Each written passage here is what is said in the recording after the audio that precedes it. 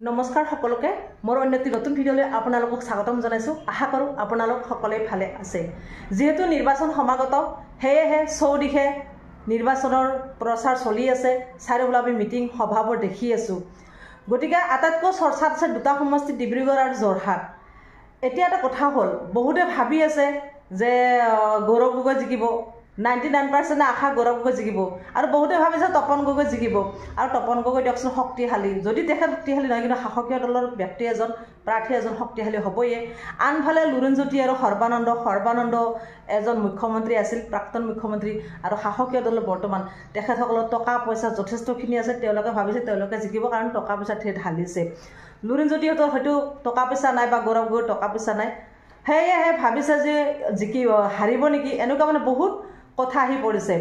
এইখিনিতে এটা মই কথা কওঁ, মোৰ বিবেকেৰে মই চিন্তা কৰি মই কথাষাৰ ক'ব বিচাৰিছোঁ আৰু ৰাইজক অনুৰোধ কৰিব বিচাৰিছোঁ। চাওক, আমি যিকোনো কাম এটা কৰিবলৈ হ'লে ইণ্টাৰভিউ দিব লগা হয়। আমি যদি এটা চাকৰিত এপ্লাই কৰোঁ, চাকৰিটোত এপ্লাই কৰাৰ পিছত ইণ্টাৰভিউ আমি বহুতবাৰ দিব লগা হয়। কিমানবাৰ ইণ্টাৰভিউ দিয়াৰ পিছত আমি ফেইল কৰোঁ, চাকৰিটো নাপাওঁ। আমাৰ জীৱনৰ যদি প্ৰতিটো কামত ইণ্টাৰভিউ হয়, বিয়া এখন পাতিবলৈ যাওক, ছোৱালী চাবলৈ যাওক, তাতো ইণ্টাৰভিউ হয়।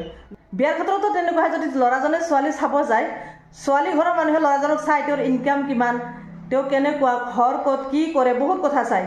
আৰু ল'ৰায়ো ছোৱালী ঘৰত চাব যে ছোৱালীজন ধুনীয়া হয়নে, ছোৱালীজনী শিষ্টাচাৰী সংস্কাৰী হয়নে, বা তেওঁৰ এডুকেশ্যন কিমান, কোৱালিফিকেশ্যন কিমান, বহুত চায়। গতিকে প্ৰতিটো মুহূৰ্তত যদি আমাৰ ইণ্টাৰভিউ হয়, গতিকে আমাৰো এটা দিন আহি পৰিলে আমিও এতিয়া ৰাজনীতি পথাৰত ইণ্টাৰভিউ মানে কোনোবা হয়তো আমাৰ ওচৰত ইণ্টাৰভিউ দিব আৰু আমি ইণ্টাৰভিউত চিলেক্ট কৰিব লাগিব। মানে এটা বুটাম এটা আঙুলিৰে টিপা মাৰিম, আৰু এই আঙুলিটো টিপা মাৰোঁতে এবাৰ এটা আঙুলি টিপা মাৰাৰ লগে লগে এজন ব্যক্তি 5 বছৰৰ কাৰণে শাসনত গুচি যাব। সহজ নহয়, ধেমালি নহয়। গতিকে 5 বছৰৰ কাৰণে যদি শাসনত গুচি যায়, এই আঙুলি টিপাটো মাৰোঁতে খুব সাৱধান হ'ব লাগে বুলি মই ভাবোঁ। কাৰণ আঙুলি টিপাত বহুত শক্তি আছে। মই ক'লোৱে বহুত ইণ্টাৰভিউ দিব লগা হয়। গতিকে এতিয়া তেওঁলোকৰো সময় আহি পৰিছে, ৰাজনীতি পথাৰত প্ৰাৰ্থীসকলৰ সময় আহি পৰিছে, ইণ্টাৰভিউৰ সময়। গতিকে আমি তেওঁলোকক চিলেক্ট কৰিব লাগে। এটা কথা চাওক, আমি যদি পোন হৈ কথা ক'ব পাৰোঁ, আমি যদি বাক স্বাধীনতা বিচাৰোঁ, আমি যদি গণতন্ত্ৰ দেশত গণতান্ত্ৰিক হিচাপে আমি যদি জীয়াই থাকিব বিচাৰোঁ, তেনেহ'লে সঠিকভাৱে ভোটটো দিয়াটো উচিত বুলি মই ভাবোঁ। এই আঙুলি টিপাটো সঠিক জেগাত পাতিব, সঠিক জেগাত মাৰিব। কাৰণ এই আঙুলি টিপাই এজনৰ ভৱিষ্যত বা 5 বছৰটো নিৰ্ণয় কৰিব। মই দেখিছোঁ কিছুমান ছাত্ৰ ছাত্ৰীয়ে কৈছে, আমি দেখি আহিছোঁ, কোৱাই নহয়, আমি দেখিছোঁ, কোনোবাই যদি মনৰ ভাৱ প্ৰকাশ কৰি এটা কবিতা লিখিছে, তেওঁ জেললৈ গৈছে। বা কোনোবাই যদি স্পষ্টকৈ এটা কিবা কথা কৈছে, হয়তো তেওঁকো আৰু সেই ধমকি দিছে। বা ফেচবুক পেজত যদি কোনোবাই এটা পোষ্ট লিখিছে, তেওঁকো আহি ধমকি দিছে যে পোষ্টটো ডিলিট কৰক। বহুত কথা আহে, কিবা এটা ক'লে আজি জেললৈ যাব লগা হয়। তেনেকুৱা যাতে নহয়, আমাৰ এইখন স্বাধীন দেশৰ স্বাধীন নাগৰিক আমি, গতিকে স্বাধীনভাৱে জীয়াই থাকিব বিচাৰোঁ। গতিকে আমাক এখন ভাল সুস্থ সবল স্বাধীন পোৱা এখন চৰকাৰ লাগে বুলি মই ভাবোঁ। সেয়েহে সমূহ ৰাইজে ভোটটো দিওঁতে খুব সাৱধানে দিয়াটো ভাল বুলি ভাবোঁ। কাৰণ এই ভোটৰ কাৰণে বহুত কিবা কিবি হৈ যায়, এটা ভোটৰ মূল্য বহুত বেছি। এটা কথা মনত ৰাখিব, আজি হয়তো কোনোবাই পইচা বিলাব আহিব, 500, 200, 300, 1000, কিন্তু 1000 বা 500তকৈ আপোনাৰ এই ব্ৰেইনটো, এই মগজটো বহু গুণ ওপৰত। গতিকে 500, 1000ত বন্ধকত নথয় মগজটো, কোটি কোটি যদিকে ওপৰত এই মগজটো সঠিক টাইমত সঠিক জেগাত ব্যৱহাৰ কৰাটো ভাল। সেয়েহে সঠিক টাইমত ব্যৱহাৰ কৰি, সঠিক কামত ব্যৱহাৰ কৰি বুটামত টিপাটো মাৰিব লাগে। আমি স্বাধীনভাৱে জীয়াই থাকিব যদি বিচাৰোঁ, আমাক যদি স্বাধীন লাগে, তেনেহ'লে সঁচাকৈ স্বাধীন হ'ব লাগিব। আমি এটা কথাই বিচাৰোঁ, পোন হৈ কথা ক'ব পৰা শক্তিটো আমাক লাগে। স্পষ্টকৈ মোৰ মনলৈ অহা কথাখিনি যাতে মই স্পষ্টকৈ ক'ব পাৰোঁ, সেই শক্তিটো আমাক লাগে, সেই স্বাধীনটো লাগে। কোনোবাই কবিতা এটা লিখিব, চাওক এটা কথা, ছাত্ৰ ছাত্ৰীবিলাকে আলোচনী মানে কিবা কিবি এইবিলাক লিখিয়ে থাকে, যিবিলাক কলেজৰ ষ্টুডেণ্ট, তেওঁলোকে লিখোঁতে মনৰ ভাৱ প্ৰকাশ কৰি এটা কবিতাও লিখিলে, আৰু কবিতাটোৰ কাৰণে পৰীক্ষাৰ সময়ত এজনী ছোৱালীয়ে জেলত থাকিব লগা হৈছিল। গতিকে চাওক, চিন্তা কৰক, সকলোৰে চিন্তা কৰা সময় আহি পৰিছে। সকলোৱে সঠিকভাৱে ভোটটো দিব বুলি আশা কৰিলোঁ।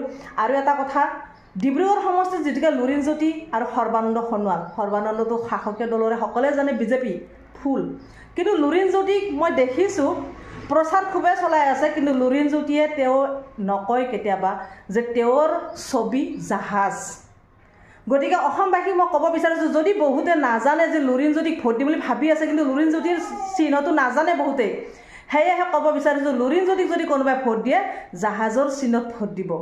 যদি কাৰোবাৰ ইচ্ছা আছে লুৰিণজ্যোতিক ভোট দিবলৈ তেনেহ'লে জাহাজৰ চিহ্নত ভোট দিয়াটো ভাল। আৰু যদি গৌৰৱ গগৈ ভোট দিম বুলি ভাবিছে তেতিয়াহ'লে হাতৰ চিহ্নত ভোট দিব। যোৰহাট সমষ্টিৰ হয়তো ভিতৰুৱা অঞ্চলত কিছুমান বয়সীয়াল মানুহে বুজি নাপাব পাৰে, বা পালেও মই অধমে অলপ মোৰ মনলৈ অহা কথাখিনি আপোনালোকৰ আগত ব্যক্ত কৰিব লৈছোঁ। সেয়েহে ভাবোঁ সকলোৱে সঠিক জেগাত সঠিক টাইমত ভোটটো দিব, মনৰ আশা পূৰণ কৰিবলৈ মনৰ হেঁপাহেৰে ভোটটো দিয়াটো ভাল। কাৰণ এটা ভোটত বহুত কিবা কিবি থাকি যায়, বহুত কিবা কিবি হেৰুৱাব লগা হয় আৰু বহুত কিবা কিবি পাব লগাও আহে। গতিকে ভোটটো নিৰ্ণয় কৰাটো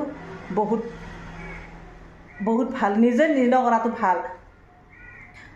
আমি মনৰ পৰা কাৰোবাক ভাল পাই ভোট দিয়াটো যুক্তি নহয়। আমাৰ মনত যিটো সঠিক বুলি ভাবোঁ, বিবেকে চিন্তা কৰি আমি যিটো শুদ্ধ বুলি ভাবোঁ, সেই শুদ্ধটোকে আমি স্থাপন কৰাটো যোগ্য।